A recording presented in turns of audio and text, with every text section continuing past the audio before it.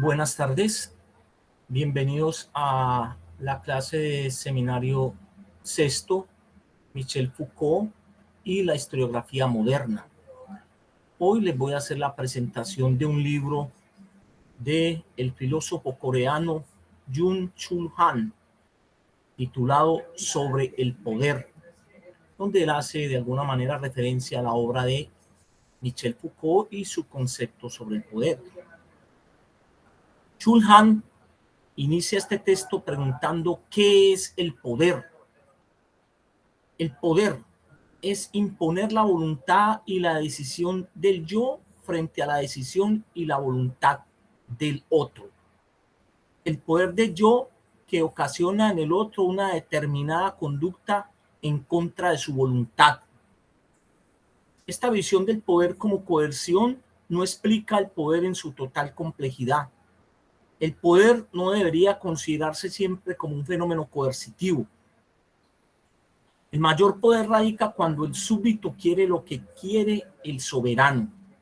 Hacer voluntariamente lo que el soberano quiere, suponiendo que es su propia decisión. El modelo de coerción no expresa toda la complejidad del fenómeno del poder. A mayor intermediación, mayor será la capacidad del poder. Cuando la intermediación se reduce a cero, aflora la mayor violencia del poder.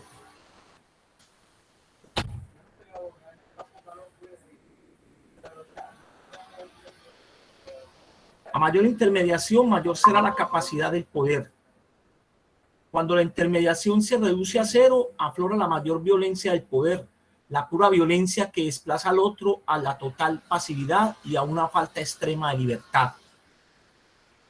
A mayor intermediación se genera mayor libertad, o al menos mayor sensación de libertad. Cuando la comunicación se atasca y el súbdito no está dispuesto a hacer lo que el soberano pretende, es cuando el poder como medio de comunicación se vuelve necesario para intermediar. Es un error pensar el poder como el reino del no. Lo que realmente busca el poder es transformar el no en sí, dice Chul Han. Allí donde el poder no se presenta como pura coerción, termina transformándose en consentimiento. La sanción es importante que se mantenga en forma de promesa, porque cuando se hace real el poder disminuye. La posibilidad de la sanción es factor de poder mientras no se usa la fuerza contra eso. Aplicar la sanción o la violencia no es demostración de poder, sino el fracaso del poder. Actualmente quiere evitar una sanción más el otro que el yo. Cuando la sanción afecta más al yo que al otro, la sanción deja de ser herramienta de poder. Es un error pensar que la sanción, o sea, la violencia, es una condición necesaria para ejercer el poder. No se cumple la ley porque exista la fuerza. El poder no se debe medir por la cantidad de sanciones que éste dispone a aplicar. Entonces, para el filósofo coreano, el poder como coerción y el poder como libertad se diferencia por la calidad de la intermediación. La violencia pornográfica significa matar al otro sin ninguna posibilidad de comunicación. La violencia en este caso lo que busca es extinguir al otro. Lo que busca es la extinción de la alteridad, no su dominio ni su control. El poder no se limita a matar, sino que sobre todo deja vivir. El poder del soberano como dueño de la muerte ha pasado a la administración de la vida de los demás. Para Nietzsche, por ejemplo, el primero en relacionar el poder con una generación de sentido, una relación estrecha entre el sentido y el poder en este filósofo. Entonces, para Nietzsche, comunicarse es ampliar su poder al otro, devolviendo la impronta de una voluntad sobre la otra. El poder lo que busca para este filósofo alemán es generar sentido. Pero el gran filósofo de la teoría del poder es Michel Foucault, dice Chul Han. Para Foucault, se aleja de la concepción negativa del poder, de la idea de relacionar poder con censura o con rechazo. El poder produce, dice Foucault, lo que realmente busca, que es cambiar la realidad. El poder entonces produce otras realidades. Foucault habla de 3 tecnologías del poder y su efecto semántico según Chulhan. El primero es el poder de la soberanía, el segundo es el poder de la legislación y el tercero es el poder disciplinario. El poder de la soberanía para Foucault actúa como la espada que se irradia de arriba hacia abajo con bajo grado de intermediación. Ese es el poder de la fuerza. El segundo poder es el poder de la legislación. Este poder actúa con la premisa de la ley como certeza. Aquí la ley reemplaza a la espada. Este poder es más estable porque no opera desde afuera, no ejerce coerción externa y con mucha intermediación lo que hace es construir un espacio plagado de sentido y esto lo hace más estable. Entonces, para Foucault, según Chulhan, el poder de la legislación está por encima del poder de la soberanía. Recuerden que el poder de la soberanía es el que consolida las estructuras de poder premodernos monárquicos. El poder de la legislación es el poder construido en la modernidad por el Estado moderno. Y el tercer concepto de poder que le llama la atención al filósofo coreano, es el del filósofo francés, es el poder disciplinario. Para Foucault, el poder disciplinario penetra en el cuerpo generando automatización y costumbres, y la respuesta más a los reflejos que a las reflexiones. Perdón, le apuesta más a los reflejos que a las reflexiones. Lo que se pretende no es un sujeto respetuoso de la ley, sino obediente. El poder se mimetiza en la forma cotidiana de la norma. El poder disciplinario se apodera del cuerpo y lo inscribe en una red semántica. El poder se vuelve entonces sentido y significado. El poder se vuelve menos visible en su forma disciplinaria. Incrementa su eficacia al hacerse pasar por lo cotidiano. Esta es la verdadera astucia del poder. El poder para Foucault opera por medio de la costumbre. El poder disciplinario es más poderoso que el poder que opera por la coerción. El poder disciplinario se vuelve indestructible cuando se percibe como poder impersonal, cuando es de nadie, que se convierte en una obviedad, el poder que brilla por su ausencia. O sea, es un poder invisible y en ese sentido de mayor elaboración, dice Chulhan. Los pobres actúan como quieren los ricos, suponiendo que lo hacen porque así siempre ha pasado y porque así lo quieren, y asumen la pobreza como un estilo de vida. La pobreza es una elección de vida, es libremente elegida, dice Chulhan. Luego hace una referencia al filósofo alemán Martin Heidegger. ¿Qué plantea Martin Heidegger sobre el poder? Nos encontramos con un mundo previamente interpretado. Ese espacio de interpretación es el espacio que ocupa el poder. Por lo tanto, el poder se vuelve el gran intérprete o el gran interpretador del mundo. Ser libre consiste en liberarse del uno impersonal, del sentido de la interpretación pública que ejerce el poder. Entonces, para Heidegger, el poder es el que interpreta el mundo. Y ser libre frente a ese poder es construir una interpretación personal de ese mundo al margen de la imposición de la interpretación de ese gran poder. De ninguna otra manera podemos concebir la libertad para Heidegger. Entonces, para Heidegger, construir poder a nivel personal es construir interpretación sobre el mundo a nivel personal. Luego, para Hegel, dice Chulhan, el poder para Hegel es ser rey, que se necesita para que una persona diga sí. Alrededor del soberano se construye un aparato organizado institucional del poder. Entonces, el poder para Hegel es el poder institucionalizado en la figura del poder político. Poder que es muy diferente a influencia. Poder que se afirma en un espacio. Poder que se afirma en este sentido en una sociedad y en una cultura. Luego viene Habermas, el filósofo alemán. Para Habermas, según Chulhan, el poder es el fundamento, el factor fundamental del poder es la acción comunicativa. Comunicación orientada al entendimiento con relación a un objetivo claro, que es formar la voluntad común, no instrumentalizada. Esa sería la voluntad ajena. El poder entonces surge entre los hombres cuando hay comunicación conjunta, cuando los hombres actúan conjuntamente bajo unos mismos parámetros de comunicación, construyen poder. Y de ahí viene la interpretación de Hannah Arendt, según Chul Han. Para Hannah Arendt, la mayor expresión del poder es la relación del todos contra uno, la organización como poder. Los esclavos eran más, pero no estaban organizados. Los amos eran pocos y ellos sí estaban organizados. Entonces, para esta filósofa alemana, ahí radica el poder, en la organización. Entonces, construir organización política es construir poder.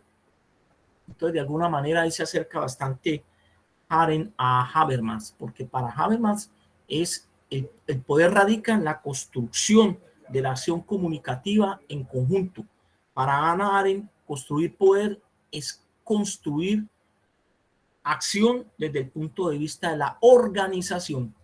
Se trata entonces de la hegemonía de un grupo basada en la organización estratégica superior, la organización como poder, dice Hannah Arendt. Y ahora para concluir, el poder en el siglo XXI. Dice Chul Han, la globalización hace que la relación poder y territorio se haya vuelto más laxa. Prueba de ello es que los poderes transnacionales, poderes sin territorio, se han convertido en cuasi estados. Nuestro mapa se ha transformado. Las organizaciones y formaciones transnacionales se han escapado de los límites del poder territorial, lo que no quiere decir que estén desubicados. Ocupan espacios nuevos, no relacionados con territorios nacionales, ya que no existe un poder que radique en ningún lado. Finalmente, para Foucault, si en el campo social hay relaciones de poder, se debe a que en todas partes hay libertad, ya que el poder se ejerce sobre sujetos libres, que necesitan ser libres para que existan las relaciones de poder. Finalmente, vivimos en un tiempo dominado por el sí, en una posmodernidad neoliberal que ha eliminado la posibilidad del no, dice Chul Han. La clave es que el sometido tenga la posibilidad siempre de decir no. La libertad de decir y la libertad de decidir, de decir sí o de decir no, es la condición de la relación de poder hoy. A diferencia de la pura violencia sin intermediación, que no permite negativa alguna y cosifica al otro, las relaciones de poder permiten la posibilidad de resistir. Es decir, Chul Han invita a la resistencia de la posibilidad de decir no. El no es la verdadera forma de resistencia al poder hoy, sobre todo al poder neoliberal. Bueno, entonces hasta aquí termina esta introducción al texto de Chul Han sobre el poder. Es un libro pues muy interesante y como vemos está muy referenciado en la filosofía o en la visión del poder que tiene Michel Foucault. Los invito a leer otro texto del que se llama La desaparición de los rituales, un texto del año 2020 de este filósofo coreano, muy interesante, donde también hay de alguna manera una visión de los efectos del poder neoliberal en la sociedad y en los individuos de hoy. Bueno, muchas gracias por la atención prestada. Vamos ahora a darle la palabra a cada uno de los compañeros para que se pronuncien sobre el documento que se le ha entregado a cada uno de ellos, es decir, la conferencia del profesor Santiago Castro Gómez, de la cual cada uno debe traer su presentación para el día de hoy. En este orden de ideas, entonces, le doy la palabra a Marcela Paola Padilla. Buenas tardes, señorita Marcela. ¿Cómo se encuentra la tarde de hoy? Bienvenida a clase. Buenas tardes, profe. Bien. Bueno, a mí me tocó de la conferencia Historia de la Sexualidad, Genealogía de las Ciencias Sexuales del autor Santiago Castro Gómez. Primero que todo, Santiago Castro Gómez es licenciado en Filosofía por la Universidad de Santo Tomás de Bogotá, magíster en Filosofía, doctor en Letras, y ha sido profesor de las Facultades de Filosofía y Ciencias Sociales de la Universidad Javeriana, donde se desempeñó también como director de la especialización en estudios culturales. El autor tiene como objetivo tratar de seguir la genealogía que traza Foucault de las ciencias sociales, de las ciencias sexuales, de la sexología, de la razón sexológica, como dice Vázquez García, y se detiene en un primer momento a finales de la época clásica, cuando nace una tecnología del sexo que se separa ya de la tecnología moral de la confesión. Si bien es claro en esto que las nuevas ciencias sexuales que están haciendo asimilar las técnicas confesionales, la tecnología de la confesión queda escrita, insertada y articulada a una nueva práctica que ya no es ni teológica ni moral. Ya no puede ser inscrita solo en el universo del cristianismo. Dice Foucault en la historia de la sexualidad en su volumen 1, mediante el ejemplo de la sexualidad de los niños y de la campaña antimasturbatoria que obedece a un primer momento de emergencia de las ciencias sexuales, a la conformación de una primera línea de fuerza que todavía no está del todo desprendida del tema de la exhortación moral. El discurso antimasturbatorio se halla todavía a medio camino entre el discurso cristiano de la carne y la psicopatología sexual. Tendremos que analizar entonces el surgimiento de una nueva capa para entender cómo la ciencia sexual se ha convertido ya para mediados y finales del siglo XIX en el discurso hegemónico. Para ello habrá que considerar lo que Poco nos dice a comienzos del capítulo 3, La voluntad de saber, en el cual nos muestra el nacimiento de dos registros de saber en los cuales quedan escrita la verdad sobre la sexualidad en el siglo XIX, una fisiología de la reproducción y una medicina del sexo. Entonces, está hablando Foucault de la emergencia de nuevos discursos científicos, de nuevas formaciones discursivas como la biología y la psiquiatría, y de nuevas formas de diagnóstico y de tratamiento de las sexualidades periféricas. La aparición, por tanto, de una morbilidad propia de lo sexual, a raíz de una nueva economía de los discursos que operarán, según Foucault, como una ciencia del sujeto, como un saber sobre el sujeto que pretenden decir su verdad más íntima ligada directamente con su sexualidad. Constitución, pues, de unas subjetividades normales a partir de una patología de la sexualidad. Tal vez el caso más apropiado para examinar esta segunda capa planteada por la genealogía de Foucault es el caso del monstruo y más concretamente del hermafrodita. De esto se ocupa Foucault en dos textos que considera el autor. El primero es la clase del 22 de enero de 1975, el curso de los anormales, y el segundo es la introducción que escribió a un libro que es titulado El verdadero sexo, que en realidad es una documentación publicada por Foucault sobre un caso específico.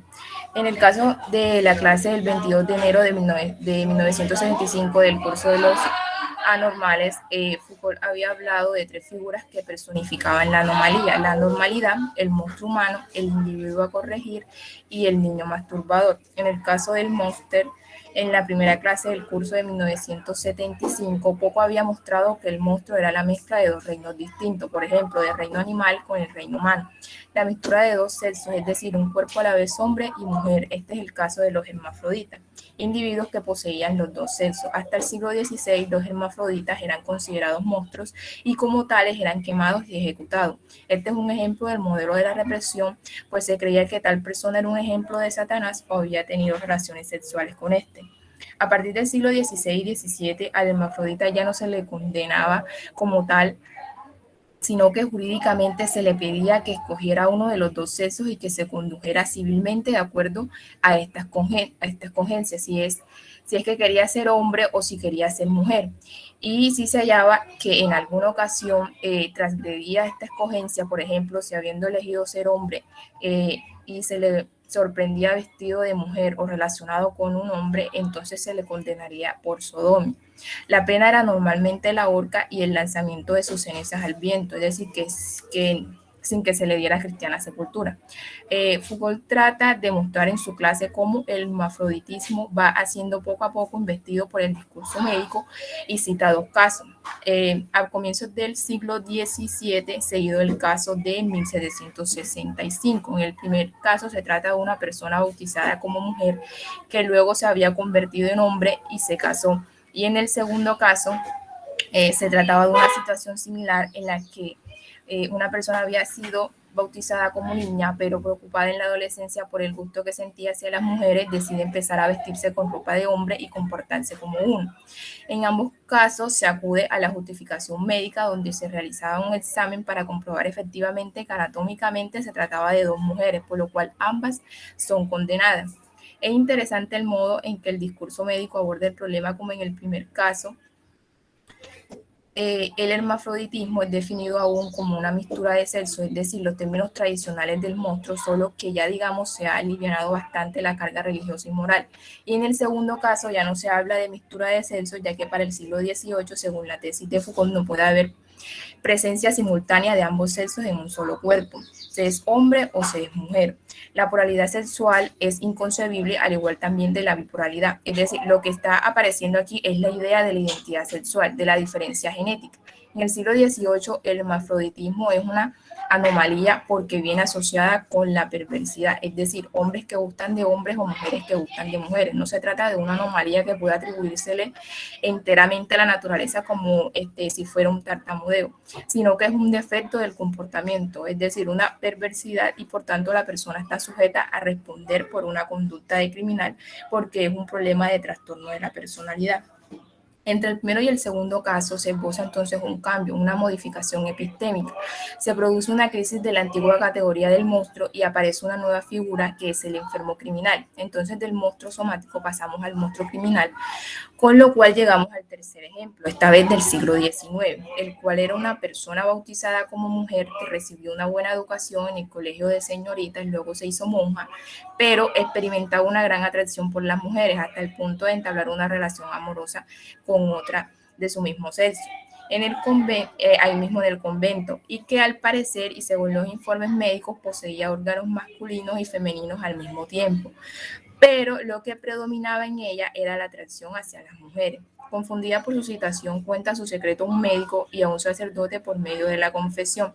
Como consecuencia de esto, se le obligará a alejarse de su pareja hasta que ella entra en una crisis que lleva finalmente al suicidio. Poco antes de morir escribe un texto, el cual Foucault, en primer lugar, mira cómo en virtud de la medicina del siglo XIX, por medio de las ciencias sexuales, los hermafroditas eran vistos como pseudohermafroditas, es decir, que en realidad eran hombres o mujeres con las normalidades, por lo que la tarea del médico radicaba en describir a partir de exámenes anatómicos cuál era el verdadero sexo de esta persona, con independencia de su anatomía, lo cual tenía pues desde luego implicaciones jurídicas, es decir, las ciencias sexuales busca determinar la orientación de un impulso natural y estudiar el modo en que este impulso se invierte a partir de la configuración anatómica. Sea la contraria, el impulso a la inversión podría darse, por ejemplo, cuando una persona anatómicamente masculina empieza a comportarse como una mujer exagerando las características femeninas e incluso llegando a adoptar el aspecto femenino. En términos epistémicos, lo que está ocurriendo aquí es que hacia la segunda mitad del siglo XIX la normalidad sexual ya no está vinculada de forma exclusiva a la estructura anatómica de la persona como si ahí recibiera su verdadero sexo, sino que es una cuestión de impulsos que pueden desembocar patológicamente en numerosas actitudes y rasgos psíquicos. Es decir, las ciencias sexuales pueden separar las cuestiones de la normalidad sexual de los hechos relativos de la anatomía y con ello descubrir toda una amplia gama de enfermedades y desviaciones sexuales completamente nuevas que no existían antes. A esto se refiere con la historia de la sexualidad, todas estas sexualidades que son producidas discursivamente a partir precisamente de la idea de que el sexo normal es un impulso que opera con independencia de la configuración anatómica, o para decirlo con otras palabras, la idea del sexo verdadero y del sexo normal. Es ya un producto de efecto del dispositivo de sexualidad que se consolida para la segunda mitad del siglo XIX. El sexo y con ello la idea de identidad sexual se genera a partir del interés en la clasificación, reglamentación y control biopolítico sobre la sexualidad. Es producto de una voluntad de saber y de una voluntad de poder. Aún el dispositivo de la sexualidad ha producido la idea de que entre el sexo y la verdad existe una relación esencial, de tal modo que conocer la verdad sobre uno mismo implica necesariamente conocer la sexualidad, conocer su propia sexualidad, y para eso están los psicoanalistas, para revelar la verdad íntima que está oculta y que permanece reprimido. Ya para terminar, Foucault plantea la idea de que el sexo no es un anclaje biológico natural y que constituye y que constituirá lo otro del poder, que le ha sido reprimido. Milenariamente el sexo es más bien una estrategia discursiva surgida en el siglo XIX gracias a las transformaciones de la ciencia médica con el surgimiento de la biología y la psiquiatría.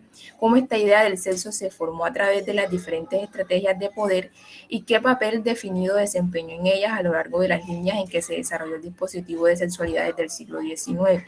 La demanda de identidad es más bien un efecto del dispositivo de sexualidad como lo había mostrado Foucault. Este piensa que tanto el dispositivo de sexualidad como la organización social de los placeres son inscripciones sobre el cuerpo. Ya, profe. Excelente, Marcela. Muy bien tu informe. Vamos a darle paso a Luis Fernando Beltrán. Luis Fernando, buenas tardes. Buenas tardes, profesor. Buenas tardes, compañeros. Pues a mí me tocó la historia de la sexualidad, con un subtítulo de la historia de la sexualidad visto como una historia de las represiones.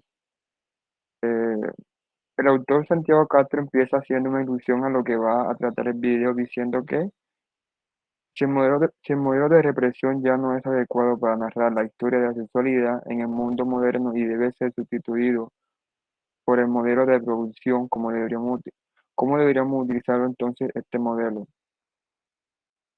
En base al primer capítulo de La voluntad del saber, titulado La incitación de los discursos, allí se argumenta básicamente que a partir del siglo XVIII y como consecuencia sin duda del cambio de la tecnología se produjo una verdadera explosión discursiva en torno y a propósito del sexo, dice Foucault, aclarando que que esta explosión no ocurre en todos los ámbitos sociales del mismo modo. De hecho, en casi todos ellos seguían operando toda una serie de medidas restrictivas en torno al hablar sobre el sexo, que es lo que le empieza a interesar a Foucault. Pues el tiempo era el seguir el mantenimiento de ciertas zonas de silencio en torno a la vida sexual propia de los demás. Pero Foucault dice que sería un error culpar al cristianismo por ese silencio, por estas prohibiciones o por esta censura. Sobre eso dice que es todo lo contrario. Aclara que el seno del cristianismo es donde se inventan una serie de técnicas para hablar del sexo, y esto ocurrió en realidad mucho antes del siglo XVIII. El sexo se había formado hace mucho tiempo en una tradición ascética y monástica del siglo XVII, lo convirtió en una regla para todos. Para 1976, aunque tenía claro de estas técnicas para hablar de sexualidad, surgen las antiguas comunidades monásticas ascéticas, pues no se ocupa todavía del tema, más bien lo que se preocupa es cómo se, po- cómo ese poder cómo se puede centró en las apuestas del discurso del sexo. El monasterio empieza a diseminarse por todo el cuerpo social, y esto ocurre gracias a la Contrarreforma del siglo XVII. Para combatir estas herejías de Lutero, la Iglesia Católica va a hacer el Concilio de Trento en 1545 y 1573. Hace obligatoria la confesión como mínimo cada año de todos los fieles. Hay una excepción de la confesión de las técnicas por ponerse a sí mismo al discurso, que incluirán desde luego la obligación de confesar los pecados de la carne. Surge entonces una nueva pastoral en un país católico como Francia, en la que se estimula toda una forma de discursividad en torno al sexo. Hay que confesarlo todo, el pensamiento voluptuoso, los deseos ocultos, las insinuaciones, la carne, etcétera. La pastoral cristiana ha escrito como debe ser fundamental llevar todo lo tocante al sexo al molino sin fin de la palabra. En el siglo XII, dice Foucault, no existía la confesión sacramental en la iglesia. Lo que había era penitencia, que era otra cosa. Cuando alguien comete un pecado grave, un asesinato, por ejemplo, debería acudir al sacerdote y confesar la falta. Este sacerdote le imponía una penitencia que inicialmente podía ser régimen de ayuno riguroso e incluso una vestimenta especial, la extensión de las relaciones sexuales o la participación en los sacramentos ofrecidos por la comunidad. Más adelante surgió el régimen de la penitencia tarifada, en el que un laico o cualquiera buscaba al sacerdote contarle la falta de cometida que siempre debía hacer. A partir del siglo XII, que es el primer corte que se establece en su genealogía, la comprensión adquiere un carácter completamente diferente porque se, sacra- se sacraliza, hace el sacramento, se convierte en lo que el Padre diga y ordene. Tiene ahora el poder mismo de perdonar los pecados, ya no se trata solo de la penitencia, de la satisfacción que exigía anteriormente. Ahora entra en escena todo un mecanismo institucional, remisión que le otorgaba un gran poder al sacerdote. Este ejercer un control cada vez mayor sobre el penitente, recitar o interrogar, lo guiará mediante técnicas muy viejas como el examen de conciencia. En el segundo lugar, la confesión se va a hacer un poco más intensiva porque ya no se trata como antes de confesar puntualmente un pecado grave, sino ahora hay que compensar también los pecados leves y por pecados veniales de una manera regular. El papel que cumplía la confesión de las violaciones del sexto mandamiento. Foucault dice que ante el Concilio de Trento, el, el penitente confesaba básicamente la violación de una serie de reglas definidas jurídicamente. La fornicación, por ejemplo, que era el acto sexual entre personas no ligadas por matrimonio católico, el adulterio, acto sexual con una persona casada, el estupro, acto sexual consentido con una virgen, el rapto, acto sexual violento no consentido, la molicie, caricias que no desembocan en un acto sexual entre personas no casadas, la sodomía, acto sexual que entre varones, el incesto, acto sexual entre un pariente hasta el cuarto grado de sanguinidad y bestialismo acto sexual con los animales. Se trata, se trata Se trata cómo se ve faltas que vienen definidas por el estatuto jurídico de personas involucradas, si es un soltero, si es un casado, si es un infante, si es un menor de edad, si es un adulto, si es un hombre, o si es una mujer, etcétera. Pero a partir del Concilio de Trento se modifica la técnica de confesión de los pecados sexuales, dice Foucault. En el curso de los anormales, lo que ahora va a estar en el centro mismo de interrogatorio sobre el sexto mandamiento es el cuerpo mismo del penitente, sus gestos, sus sentidos, sus placeres, sus pensamientos y sus deseos. El nuevo examen va a ser un recorrido meticuloso del cuerpo, una especie de anatomía de la voluptuosidad en el cuerpo mismo con sus diferentes partes. El cuerpo con sus diferentes sensaciones y ya no las leyes de la unión legítima, lo que va a constituir el principio de la intrincación de los pecados de la lujuria. Ya para cerrar, Foucault dice que en el siglo XVIII se produjo una verdadera explosión discursiva en torno y a propósito del sexo, una multiplicación de discursos sobre el sexo, una situación de incitación institucional, hablar del sexo que tuvo como antecedente genealógico más inmediato la tecnología pastoral desarrollada a partir del Concilio de Trento. La comprensión de la sexualidad encontrará su máximo expresión en el psicoanálisis, las ciencias sexuales, la joya de la corona de las ciencias sexuales, echa sus raíces genealógicas en el pastorado cristiano. Listo, profe. Muy bien, Fernando. Excelente. Vamos a darle la palabra a Julián Andrés. Julián Andrés, buenas tardes, bienvenido. Tiene la palabra para que presente su informe. Buenas tardes, profe, ¿me escucha bien? Excelente, Julián. Bien, voy a iniciar la presentación de mi informe. Se llama La problematización moral de los placeres y hace parte del volumen 2 de Historia de la Sexualidad que publicó Michel Foucault. Bien, este estudio sobre el volumen 2 de Historia de la Sexualidad, el uso de los placeres, se concentra básicamente en las reflexiones sobre las modificaciones que ha operado en la analítica del poder con respecto a las nociones de sexualidad. Hay que decir primero que el análisis que hace Foucault de la sexualidad en el mundo griego se desplaza muy por fuera de lo que había sido en su reflexión en el volumen 1 de la serie de Voluntad del Saber. Al respecto, Foucault indica que hemos llegado a creer que la sexualidad es la expresión de nuestra individualidad, reflejo de unas características personales que nos definen como individuos que tenemos una identidad sexual masculina o femenina y el modo de expresar esa identidad es lo que marca de forma más profunda a nuestra personalidad, nuestra forma de ser. Tanto es así que si nos conociéramos a fondo nuestra sexualidad, como propone el psicoanálisis, nos conoceremos a nosotros mismos. La sexualidad entonces es la clave para expresar lo que en verdad somos. Al adentrarnos al estudio del volumen 1, Foucault se remite a los comportamientos sexuales de la Grecia clásica en el siglo IV a.C. Ninguna de las atribuciones de la sexualidad moderna existía. Aquello que para nosotros se presenta como algo natural era completamente desconocido en aquella época. En la Grecia clásica, el sexo no expresaba las disposiciones internas de una persona, no reflejaba los contenidos ocultos de su personalidad y tampoco era la manifestación de alguna identidad sexual, o peor, de alguna perversión. No existía entre los griegos ninguna conexión entre la sexualidad y la personalidad, y tampoco existía entre ellos la consideración de que existieran actos prohibidos o actos permitidos.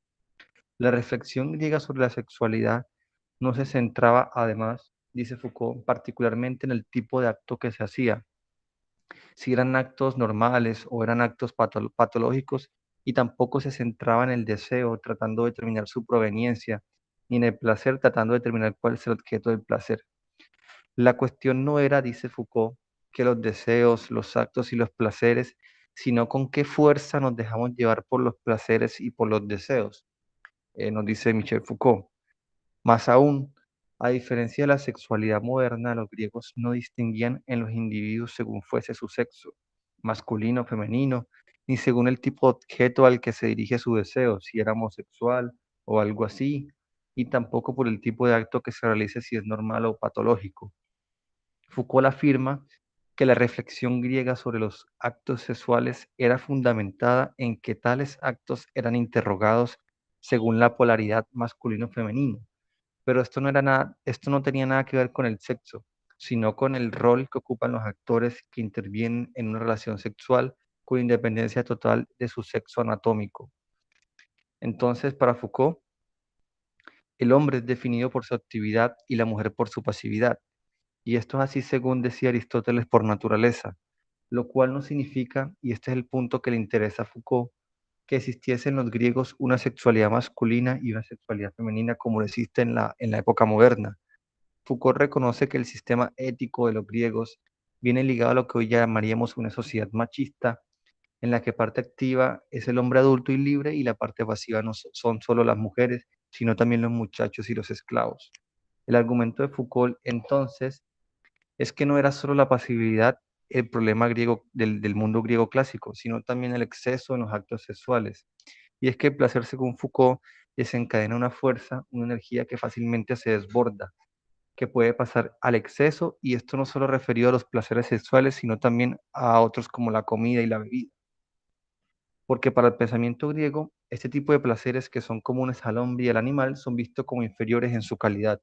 No es que sean vistos como malos, no es que tengan que ser suprimidos, deben ser sin embargo controlados o mejor bien dicho, usados.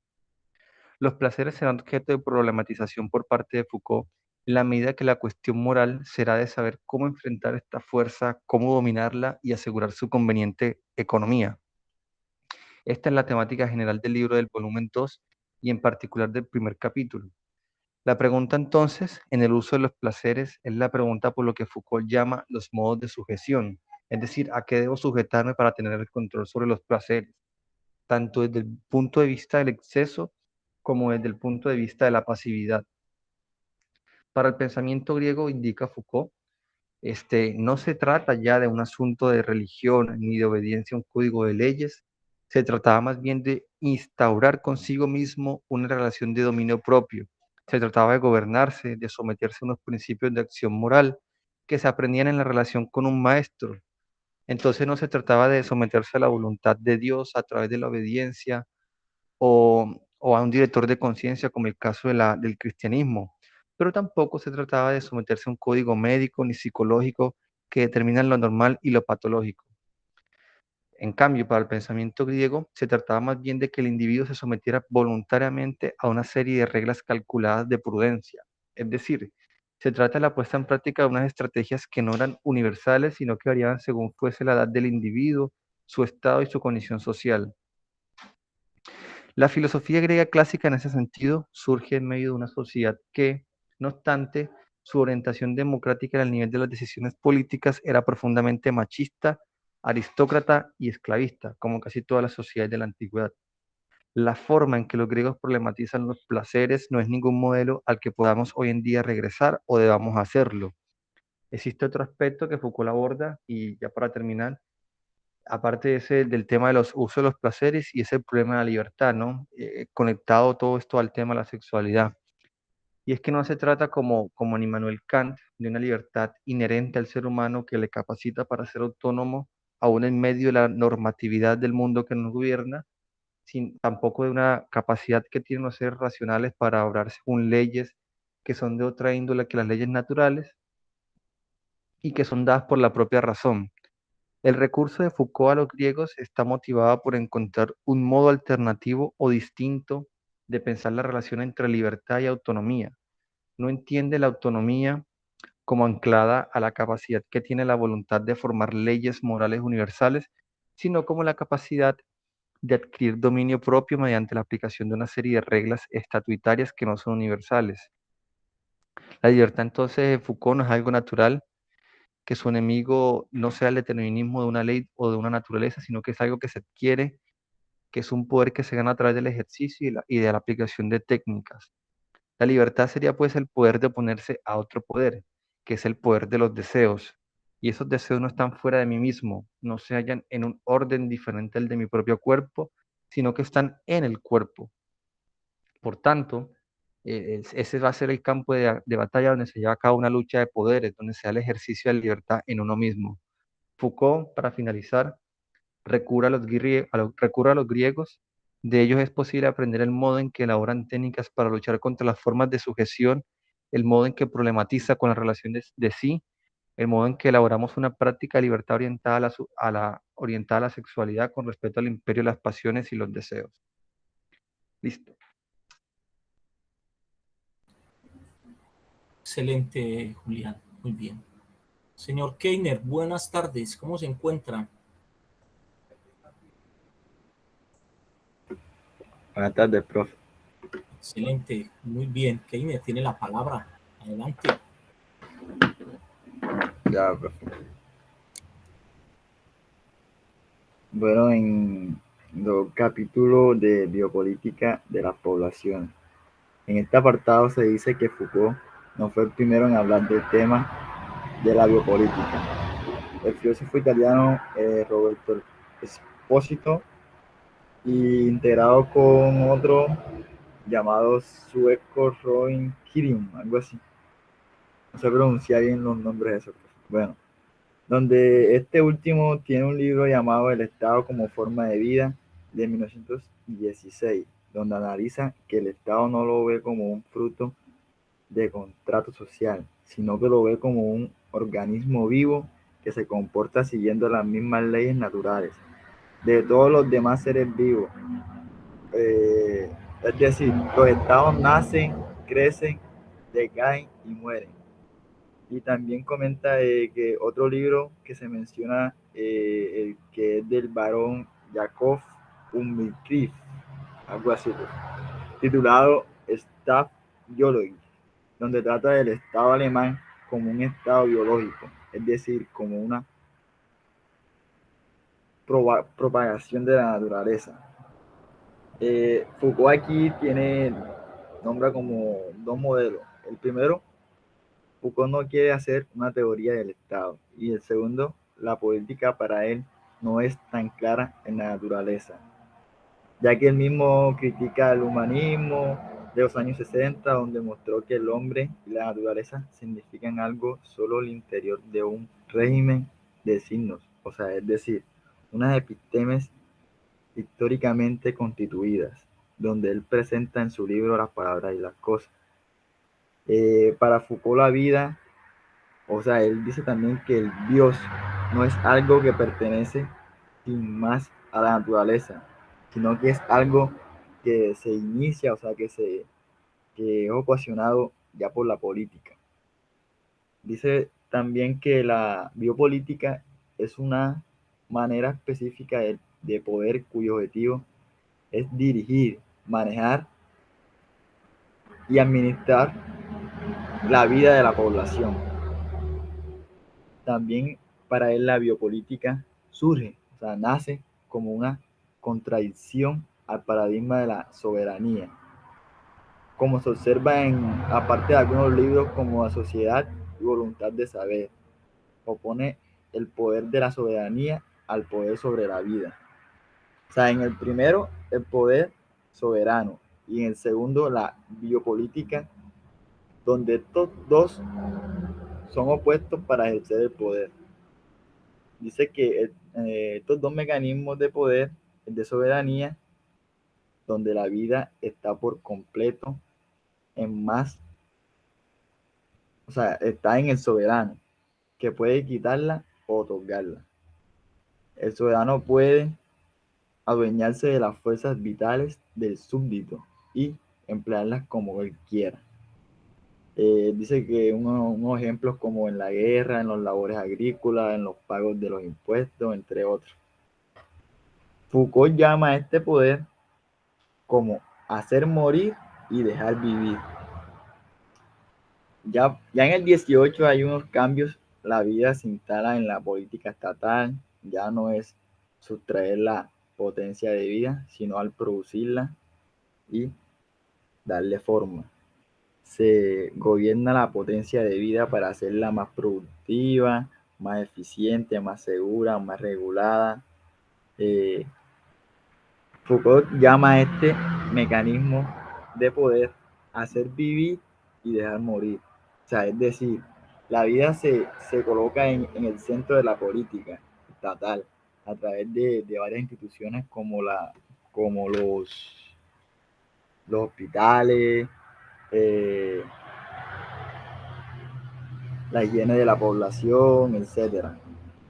En un caso la vida es sustraída y en la otra la vida es potenciada y maximizada.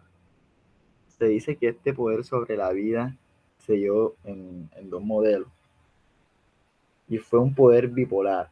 Uno se orientaba a la anapolítica de los cuerpos individuales con objetivo de maximizar sus fuerzas e integrarlas al sistema de producción capitalista. Y el otro iba orientada a la biopolítica de las poblaciones buscando una regularidad en las ideas de las muertes, los matrimonios, la sexualidad, entre otros. Aquí también se menciona que esta biopolaridad tiene dos tecnologías de poder que funcionan de una manera diferente, pero están superpuestas. La primera era la tecnología de adiestramiento y la segunda era la tecnología de seguridad. Estos son dos grupos de mecanismos, el primero disciplinario y el segundo era regulador. El primero surge en el inicio del 18 y el segundo aparece en la segunda mitad de este ciclo. Son diferentes y se organizan de distintas maneras, pero el segundo sostiene al primero, o sea, el segundo encamina al primero, por decirlo así. Entonces la biopolítica regula los procesos vitales que afectan a la población y tratar de mantener una especie de equilibrio dentro de él. Lo que genera unos modelos de seguridad permitiendo que el Estado defienda a la sociedad, como en el caso de los problemas de hambruna, plagas, enfermedades, etc. Se buscaba que el Estado regule todos estos problemas que están en la sociedad. Estas dos tecnologías crean una sociedad normativa, siendo una sociedad disciplinaria. Ya por último, Foucault dice que la política y la biopolítica es la continuidad de la guerra por otros medios, que son la de adiestramiento, que ya la había mencionado, y la de regularización o regulación.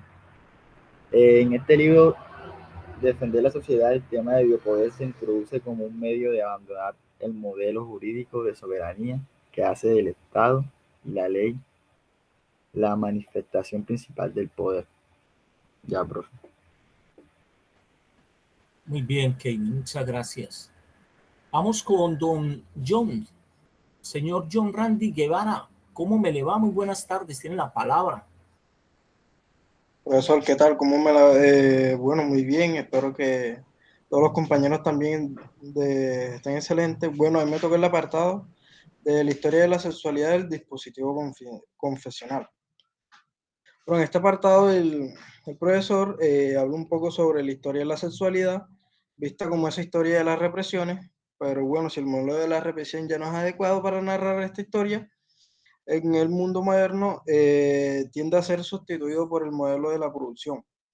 Y es lo que se va a hablar específicamente en el apartado de esta conferencia, en donde se estudia un cambio de tecnología y se produjo una verdadera explosión discursiva en torno y a propósito del sexo. Desde luego, esta explosión no ocurre en todos los ámbitos sociales del mismo modo.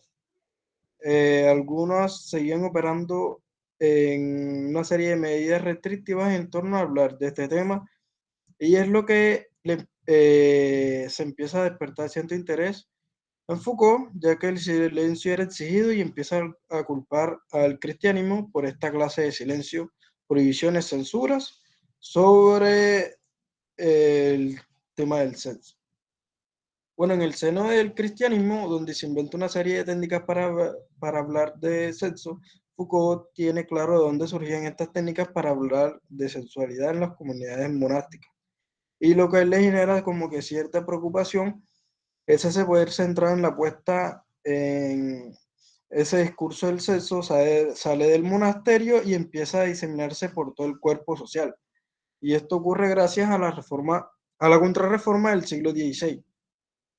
Esta contrarreforma, que fue una cruzada emprendida por la Iglesia Católica para combatir las herejías de la Reforma protestante, a través en parte de un control bastante estricto sobre la subjetividad para impedir pues la solución de energías del cuerpo. Surge entonces una nueva pastoral en un país político como Francia, en la que se estipula toda una forma discursiva en torno al sexo, en donde se tiene que confesar todo, los pensamientos voluptuosos, los deseos ocultos, las insinuaciones de la carne, y esto lo debían hacer hasta incluso mismo los católicos. El juego de los placeres expuesto así, en el habla de la obligación de expresar todo. En el año de 1975, Foucault hace una clase de la genealogía de la confesión de la sexualidad, estableciendo en primera instancia un primer corte situado antes del siglo XII, diciendo que no existía la confesión sacramental de la Iglesia. Lo que había era la penitencia. Y es que cuando alguna persona cometió un pecado grave, un asesinato, por ejemplo, debería acudir al sacerdote y confesar las faltas o el acto cometido. El sacerdote le imponía una penitencia que inicialmente podría ser un régimen de ayuno riguroso, incluso de alguna vestimenta especial, la abstención a las relaciones sexuales, entre otras restricciones. Más adelante surgiría lo que sería llamada la penitencia tarifada, en el que el laico buscaba al sacerdote para contar la falta cometida y que tendría que ser grave objetivamente, y en cierta medida exigía cierta satisfacción. Más adelante este sacerdote llegaría a obtener cierto poder, incluso él mismo podía llegar a perdonar los pecados, y no se trata solamente de la penitencia de la satisfacción que se exigía anteriormente. Ahora entra en escena todo un mecanismo institucional de remisión, donde donde se le otorga, como había mencionado anteriormente, ese gran poder al sacerdote. Y ejercería un control cada vez mayor sobre el penitente. También se amplia más la extensión de la confesión, y donde hay que confesar también los pecados leves y los pecados veniales, digamos, de una manera un poco más regular, más constante.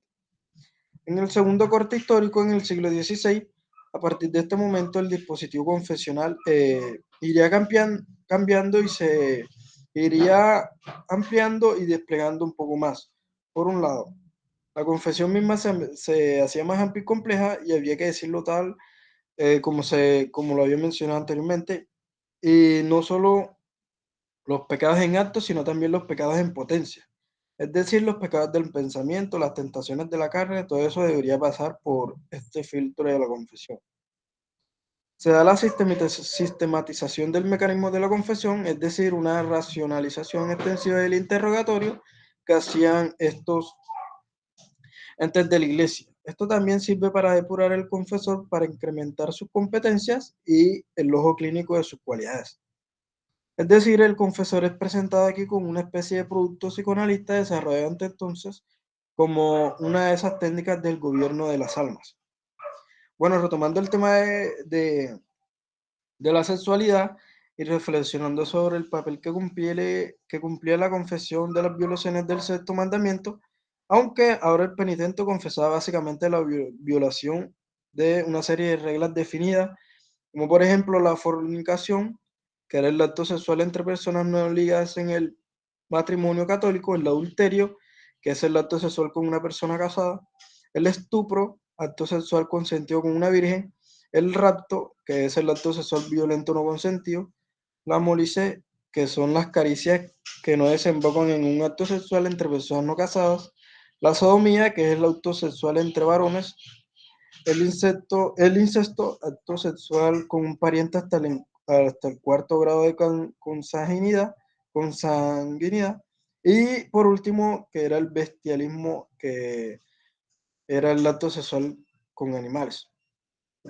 Pero todo esto llegaría a cambiar a partir del Concilio de Trento y las técnicas de confesión también. El pecado ahora habita en el cuerpo mismo y no solo la infracción de una ley, el cuerpo y la economía de los placeres. Es aquello que debe ser puesto en discurso a través de la confesión. Y el hilo conductor ya no es la ley de ese viejo módulo jurídico de la penitencia tarifada del que hablamos anteriormente, sino el deseo y el placer, que se pasa de la ley al cuerpo. Este cuerpo como portador de placer y deseo, como habíamos mencionado anteriormente. Ahora el poder se va a incrustar en el cuerpo mismo, ya no solo en la ley, y surge, como lo llamaría Foucault, la anatomía del cuerpo, la anatomía política del cuerpo. Y ahora finalizando, la confesión de la sexualidad encontrará su máxima expresión en el psicoanálisis, las ciencias sexuales, que es la joya de la corona de las ciencias sexuales, hecha de sus raíces en la genealogía, en el pastorado cristiano. Listo, profesor, esa es mi intervención. Muy bien, John Randy, muchas gracias. Démosle la palabra entonces a Carlos Alberto Mendoza. Carlos, buenas tardes, ¿cómo me le va? Buenas tardes, profe. Buenas tardes, compañero. Espero que estén bien todos. Bueno, el video que me tocó a mí es Historia de Sexualidad, tomo 2 o volumen 2, los afrodisias. Bueno, dice que los afrodisias, el modo en que los griegos problematizaban los placeres. Entonces, los latinos reducían esta palabra griega como placer venéreo, copular, entregarse a los placeres sexuales. Ella es el problema mismo, con referente a la afrodisia. Ella es el problema mismo que debe ser analizado. Entonces, a Foucault le interesa distinguir la experiencia grecolatina de la afrodisia de otras dos experiencias históricas diferentes: la experiencia cristiana de la carne y la experiencia moderna de la sexualidad analizada en el tomo 1. Son las tres son modalidades éticas de sí consigo. Entonces, la valoración griega no buscaba determinar el origen del deseo, que en ella se ponía en juego su si era, hombre, si venía de Dios o era del demonio. La valoración moderna buscaba encontrar si el acto sexual era normal o patológico. Y en la valoración griega de los afrodisíacos no distinguía de su sexo anatómico, sea masculino y femenino, ni tampoco el objeto al cual dirigía su deseo, heterosexuales, homosexuales. El papel activo o pasivo. Bueno, la línea divisoria de los participantes en el acto sexual estaba por otro lado en el papel activo o pasivo que ocupaban los actores en el mismo con total independencia de su sexo anatómico. Foucault dice que esta valoración espontánea de los afrodisias podría reducirse en dos principios. El primero es principio de isomorfismo y el segundo es principio de la actividad. Eso es en la grecorromana, ¿no? Sí. El principio de la actividad. Isomorfismo refleja la simetría social entre los actores que participan en él. Entonces, ¿cuál es una interrogante que presenta el profesor? Es ¿cuál es el estatus social de los personajes que participan? Entonces, ahí se tienen en cuenta si eran jóvenes, ancianos, solteros, casados, libres o esclavos, esposos o amantes, ricos o pobres. Esto era determinante porque entre el actor sexual y el actor social no existía alguna separación. No existía alguna separación. La valoración del acto sexual en la antigüedad estaba sobredeterminada por el lugar que un individuo cualquiera ocupaba en las jerarquías sociales.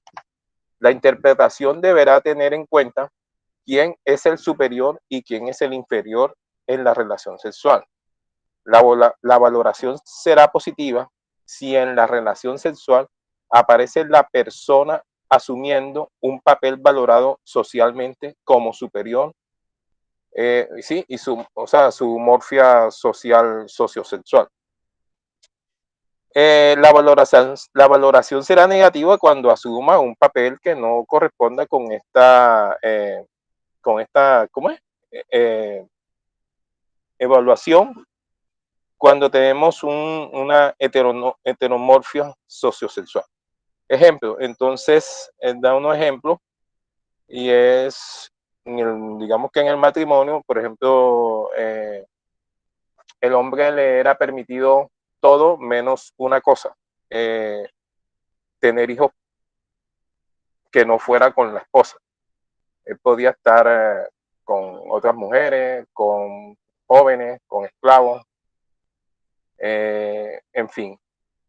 Y la mujer no le era permitido,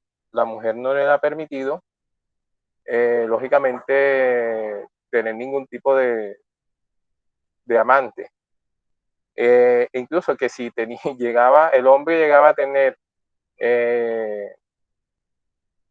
también le era prohibido al hombre tener como amante la esposa de otro igual. Porque esto también era como penalizado, castigado. Entonces a la mujer, si tenía estos amantes sea joven, anciano u otro casado o soltero, digamos que era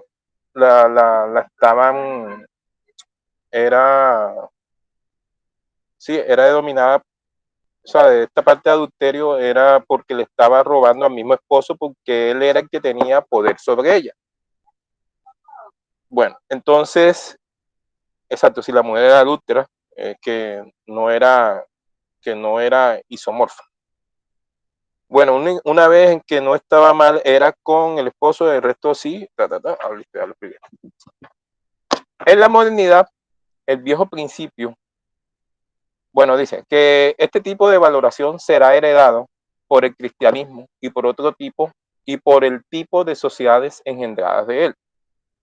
Entonces, en la modernidad, el viejo principio de isoformia isomórfico, se esconde bajo un manto jurídico de igualdad y toma la forma de la ley que separa la pareja sexual permitida de la pareja sexual prohibida.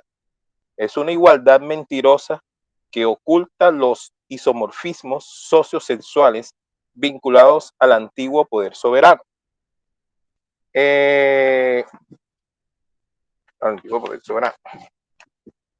Solamente es sujeto de placer la parte dominadora, mientras la parte dominada no cuenta para nada. Exacto. Entonces, la valoración será favorable si la persona, ¿dónde está el 7?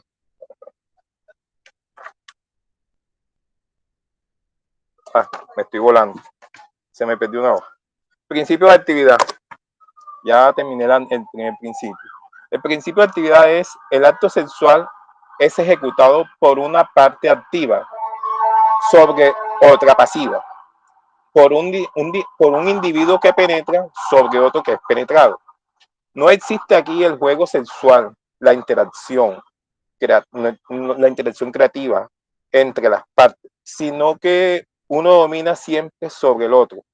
En el principio se valora la relación social con el otro. En este principio, o sea, en el anterior principio. En este principio de actividad no existe relación alguna con la pareja sexual. Aquí solo se tiene en cuenta el punto de vista del macho, del penetrador, de la parte activa. Indiferencia total frente al objeto de la penetración, sea mujer, esclavo o muchacho. Lo importante era solo el acto de penetrar, la función de ejercer dominio. La hoja 6 y la hoja 7, sí. Ahora, solamente es sujeto de placer la parte dominadora, mientras la parte dominada no cuenta para nada. La valoración será favorable si la persona ocupa una función activa en el acto sexual y no solo dependiendo conforme al principio del isomorfismo de la calidad del individuo que penetra o es penetrado. Tener en cuenta el momento de los usos de los poderes. Ejemplo, una persona aristócrata, una persona libre, tiene que dar ejemplo ante los demás. Debe de cuidarse mucho de no ser la parte pasiva. Debe ser activa. Si es penetrado, tendrá mala valoración esta persona aristócrata. Como lo dije, el hombre se podía llegar para tener placer a una concubina, solamente era eso, placer. A una cortesana también le daba placer, pero tenía algo y esta le daba un cuidado. Y la tercera es la esposa, que esta también le daba un cuidado, pero lo más importante era darle hijos legítimos. A las otras dos, ni concubinas ni cortesanas, les era lícito darle hijos legítimos al esposo. Y él tampoco debía eso. ¿Por qué? Porque si no estaría menospreciando a la esposa. El esposo lo único que tenía prohibido era deshonrar a la mujer. No podía tener hijos con otra mujer. Bueno, en el cristianismo declara, bueno, ya acá, ya lo que estaba analizando Foucault en los siglos XVIII, XIX, en el cristianismo declara ilegítimo los actos contranaturales, hombre más hombre, mujer con mujer. Lo natural era el macho penetra a la mujer. Entonces Foucault dice, este segundo principio de actividad ha sido recubierto por el cristianismo y la modernidad con los ropajes de la ley y los discursos del discurso científico. Entonces, sigue que aún hoy se sigue pensando que se es hombre o mujer por naturaleza y que existe, por tanto, una sexualidad masculina y otra femenina. que bien definidas por las características del sexo anatómico. Entonces, el Estado moderno ha convertido esta diferencia sexual en ley, criminalizando todos aquellos comportamientos que la desafían, y sobre todo en el siglo XIX. Foucault sigue expresando, el profesor dice que la modernidad jurídica, el Estado de Derecho, el poder soberano, no es otra cosa que la prolongación del antiguo poder de soberanía. Entonces, los rasgos sociales en la antigüedad, en la sociedad, están teniendo en cuenta los rasgos sociales, y en estas modernidades los rasgos morales. Y ya, profesor. Ya. Profe, bueno, aquí yo lo que comprendo de esto y otros puntos es que me parece que Foucault aquí lo que estaba tratando era que él quería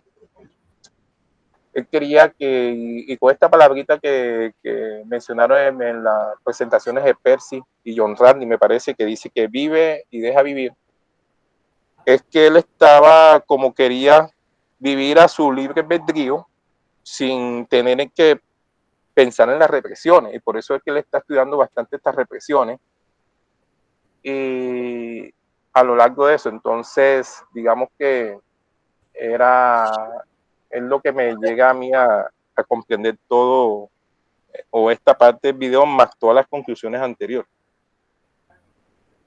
Bueno, Foucault, cuando habla de vivir y dejar vivir, está refiriéndose a la biopolítica como una forma de gubernamentalidad del Estado moderno.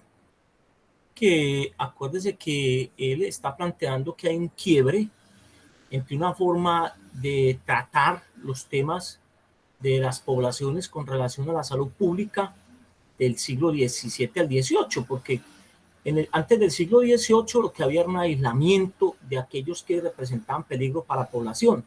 En cambio, después del siglo XVIII se construyen una estrategia de gubernamentalidad para tratar pues los temas de salud pública desde la observación, la cercanía.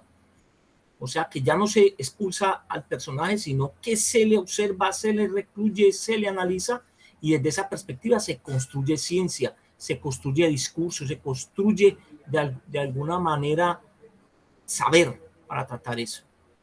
Con relación al tema de la sexualidad, pues es importante plantear lo siguiente. Él tenía un proyecto que fue postulado en el tomo 1 de la Historia de la Sexualidad, la voluntad de saber, y luego, cuando empieza a desarrollarlo, ese proyecto lo cambia.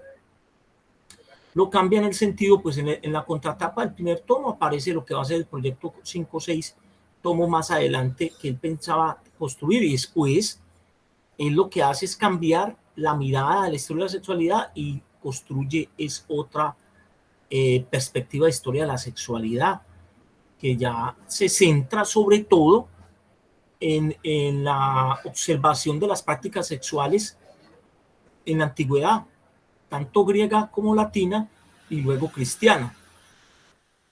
Eso lo va a llamar él en el segundo tomo, el uso de los placeres. El tercer tomo, la inquietud de sí, que esa sí es muy griega y latina. Y ya en el cuarto tomo, que se publicó en el 2018, Historia de la Sexualidad 4, las confesiones de la carne, el tema ya se analiza desde la cristiandad. Eso es lo más importante. Bueno, entonces, ¿alguien necesita o quiere hacer alguna pregunta para que conversemos sobre lo expuesto? ¿Alguna inquietud que tengan al respecto? Bueno, sí, Luis Fernando. ¿Cómo hace el trabajo final?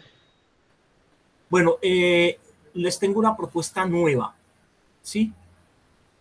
El trabajo final es que yo quiero que ustedes no me hagan un informe final, sino que me entreguen los 5 mejores informes que ustedes tengan. Los recopilen, los unan y les pongan una portada, donde en la portada va a decir el título, el nombre, una especie de glosario, perdón, de tabla de contenido, y listo. Pero de eso vamos a hablar el viernes. O sea, la idea no es que me hagan un informe final, sino que me presenten los 5 mejores informes. Pero de eso hablamos el viernes, Luis Fernando. Recuerden que hay una última tarea y es el tema de Ercolín Barbán. Ahí se le coloqué en la carpeta pues del correo. Es la historia de una hermafrodita. Entonces, ¿qué le sucede? Todo el proceso que ella lleva a la confesión. Entonces, le entrego 2 documentos. Primero, un artículo donde se hace el análisis de Ercolín Barbán. Y ahí le dejo el libro de Michel Foucault sobre Ercolín Barbán, donde hay una introducción que se llama el verdadero sexo. Esa introducción al verdadero sexo quiero que la lean. Es cortica. Sí, después de la introducción viene la confesión de Ercolín Barbán, donde ella cuenta todo lo que le pasa y cómo termina ella suicidándose. Porque uno no sabe si es él o ella, porque es una hermafrodita. Entonces, ese texto es súper interesante. Y hay un artículo de este señor, permítame, de Juan Pablo Sánchez, que es sobre ese tema. Ese artículo quiero que lo lean, bien leído, que él trata sobre ese tema. Entonces me hacen un informe para el viernes, que sería el último informe, pero con una condición. Ese último informe va a quedar tan bien hecho que va incluido en la carpeta final. O sea, usted lo que va a hacer es que ese último informe le va a agregar otros 4 de los mejores que usted tenga para que ese sea el trabajo final. Listo. ¿Cuándo me lo entregan? Me lo van a entregar después de fiestas. Es decir, el 16 de noviembre a más tardar. Si quieren me lo mandan la otra semana, apenas lo tengan, pero hasta el 16 hay plazo. Porque yo necesito sentarme a evaluar eso, trabajarlo y todo, y poner las notas pues del seminario. ¿Estamos de acuerdo, Luis Fernando? ¿Alguna duda? Exacto, profesor. Bueno, ¿alguien quiere agregar Profe, algo? Dígame, profe, Carlos. profe, yo tengo más preguntas, inquietudes y de todo. Profe, Bueno, en su texto, cuando los que vimos las primeras clases, la problematización de la episteme del pliegue y la ciencia humana de Michel Foucault, la aproximación desde Edgar Garavito, en la página, déjenme buscarlo aquí, ahora se me pasó. Oh, ¿dónde está la 12? La 12, la 12, la 12. Página 3, 11, 12. Listo. Bueno, Foucault dice que propone ahí en esa página 12, él está proponiendo o sea, la parte está de los nomadismo, sí. Entonces, en esa dice que propone un modelo de poblamiento del pensamiento tipo nomo, donde sea posible todo tipo de movimientos y ocupaciones, de invasiones y libertades, de precipitaciones y exploraciones. Entonces, profe, yo por esto, o sea, con estos textos de aquí, estos enunciados, es que yo me baso en lo que dije anteriormente, tanto la clase pasada como en esta.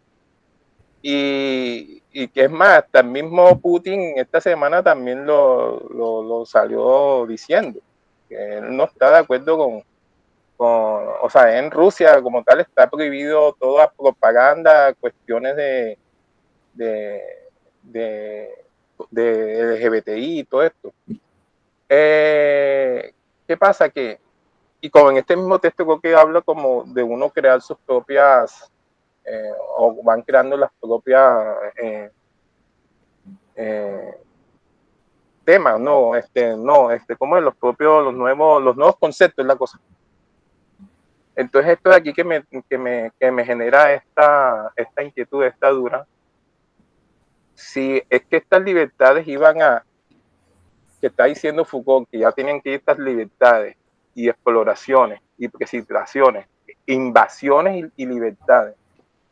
O sea, ellos iban a tener estas invasiones, pero y sus propias libertades, o sea, que iban a invadir la libertad del otro. Entonces, eso es porque eso es lo que está generando él, o sea, de propio nomadismo es un nomadismo intelectual. Entonces, y que dice permanente activo, es la primera línea. Entonces, eso es lo que yo me voy. Bueno, lo que pasa es que Foucault lo que está planteando ahí es que se construyan lo que se llaman pliegues y líneas de fuga. ¿Frente a qué? Frente al discurso y al poder, frente a las formas unificadas, unidimensionales de pensamiento. Entonces, cuando se impone una sola forma de pensar, de ver el mundo, la vida y las cosas, y sobre todo una sola forma de actuar, o formas, pueden ser plurales, pero controladas desde el poder y desde el discurso, Foucault lo que plantea es que hay que construir líneas de fuga frente a eso. Por eso él se interesa tanto al final de su vida por ese tema de la sexualidad griega y de cómo se conciben en Grecia, también en el helenismo, unas formas de vida diferentes, diríamos, de contracultura, diríamos en ese sentido, allá en la misma Grecia, diríamos, donde ellos buscaban espiritualidad más que todo, y cómo transportar esos, no esos modelos, sino esas formas de construir esos modelos de vida. Es lo que dice Foucault, es que frente a al poder del poder y del discurso que crea sujetos sometidos, hay que construir alternativas éticas, es decir, alternativas de sujetos libres con formas de vida que él lo llama estética de la existencia. Eso es importante. Otra cosa, recuerde, Carlos, que Foucault, y vuelvo y repito, no le jala al tema de la hipótesis represiva. Para él eso no va. Lo que él plantea es una historia de la sexualidad al margen de la hipótesis represiva y sobre todo contra el psicoanálisis. Y no es solamente Foucault. Recuerde que hay un texto de Deleuze y Guattari que se llama El Antiedipo, que va también contra el psicoanálisis. Hay un debate contra el psicoanálisis en los años 70 en esa perspectiva de Foucault y Deleuze, y es denegar la hipótesis represiva. Entonces no estamos hablando de sexualidades reprimidas, sino de construcción en marcos de libertad de diferentes formas de sexualidad. Obvio que él no está promoviendo, diríamos, el bestialismo ni nada de esas cosas, sino que los sujetos construyan unas sexualidades donde ellos se sientan libres y no se sientan de alguna manera sometidos, oprimidos, no reprimidos, sino que encasillados, diríamos más bien.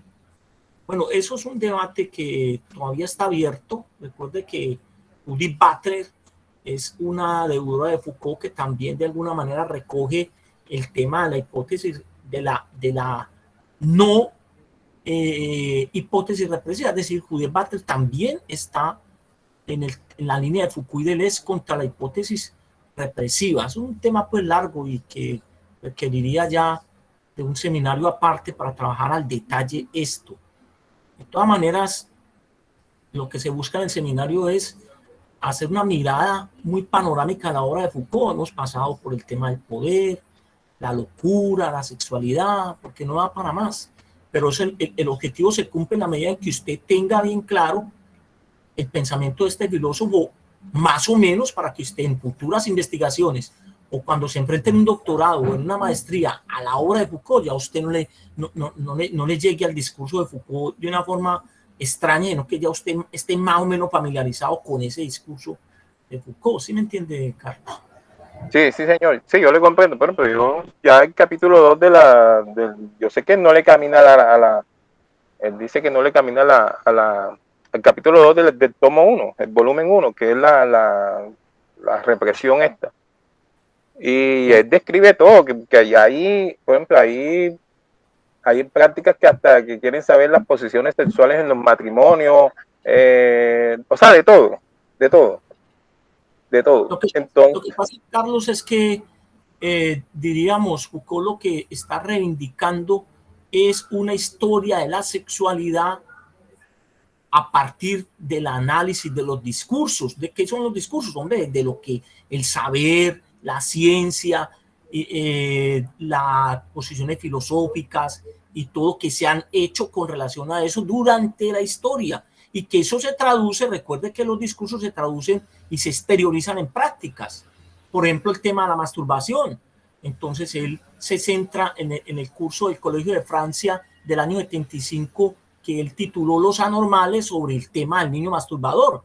Después él se mete ya más adelante en el tema de las hermafroditas, del tema del hermafroditismo, pero ya más avanzado, diríamos, el siglo XVIII.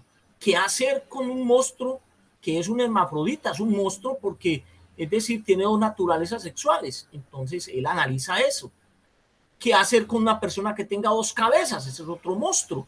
Entonces, usted sabe que hay personas que comparten un mismo tronco y tienen dos cabezas. Pues, eso de todas maneras no es extraño, eso ha sucedido. Y los hermafroditas todavía nacen seres hermafroditas, y entonces él llama la atención sobre eso. Por eso vamos a hablar el viernes de ese tema, de cómo eso genera una problemática discursiva, una problemática legal, una problemática que inicialmente, diríamos, se solucionaba con matar al hermafrodita porque era un monstruo, estaba poseído, porque ya era producto del encuentro sexual de un ser humano con el demonio. Pero ya para el siglo XVIII eso se abandona, entonces ya se hace un análisis diferente y eso es lo que él ya llama la atención, y eso es historia, de alguna manera hace parte de la historia de los discursos sobre lo sexual. ¿Ahora qué? ¿Qué pasa cuando una persona nace con los dos sexos? Eso es una pregunta muy interesante que nos podríamos hacer y que podemos problematizar en un seminario como esto.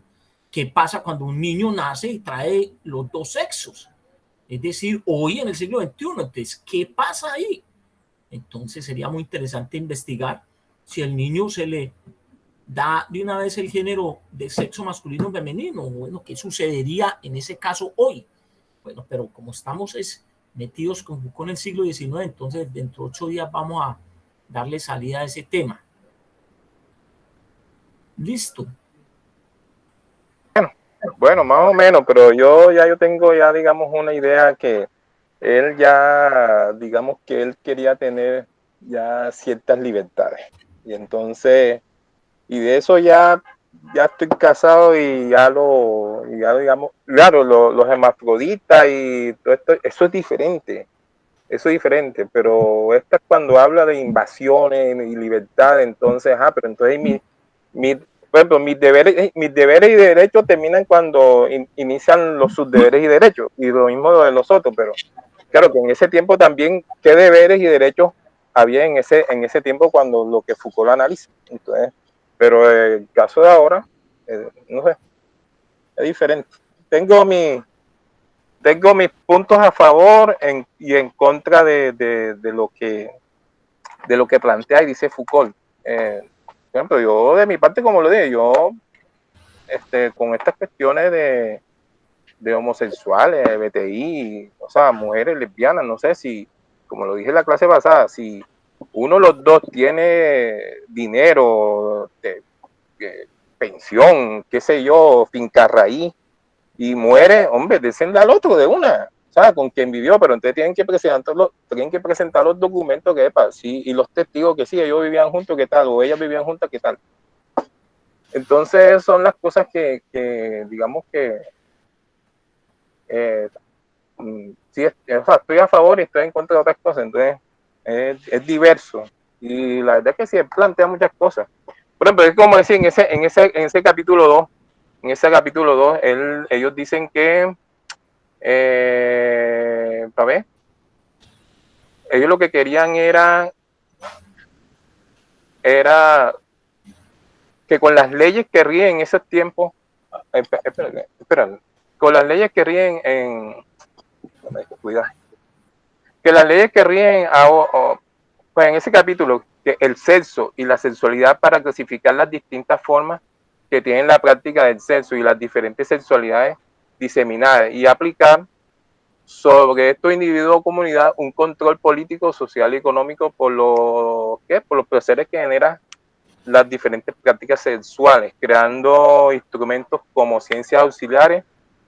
O sea, entonces ahí sacaron las ciencias auxiliares para el análisis de esos hábitos, y estos análisis le generó ingresos a los que tienen el poder.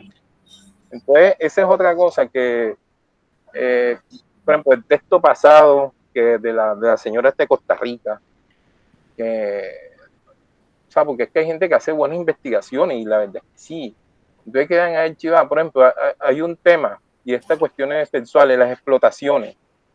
las explotaciones sexuales. Aquí hacen 2 o 3 años el cuento de la madame. Entonces quieren ganar dinero a costillas de otros, porque ellos mismos no se ponen. Ellos mismos pónganse. Entonces, pero no, usan otras personas para llamar la atención de X personas, y hay varios conocidos, o uno conocido por ahí. Entonces, de los que llamaban a estas muchachas o mujeres, o digamos que en algunas, mi pensamiento es que en algunas lo hicieron por gusto, otras cayeron engañadas y otras por necesidad, no sé. Entonces aquí de todo, como usted lo acaba de decir. Bueno, Carlos, entonces demos por cerrada la sesión de hoy. Nos vemos el próximo viernes. Listo, un abrazo. Cuídense mucho. Bueno, profe, muchas gracias. Hasta luego, compañero. Saludos, profe, que esté muy bien. Dios lo guarde. Amén, gracias. Hasta luego.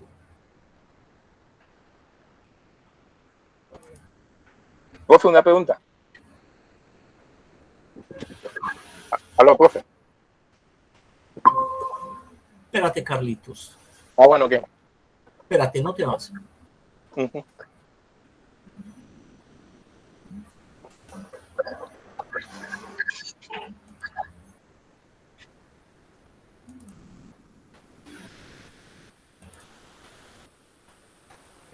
¿Cómo está, Leona?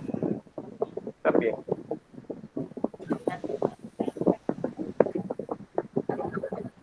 No pares bola de molestar.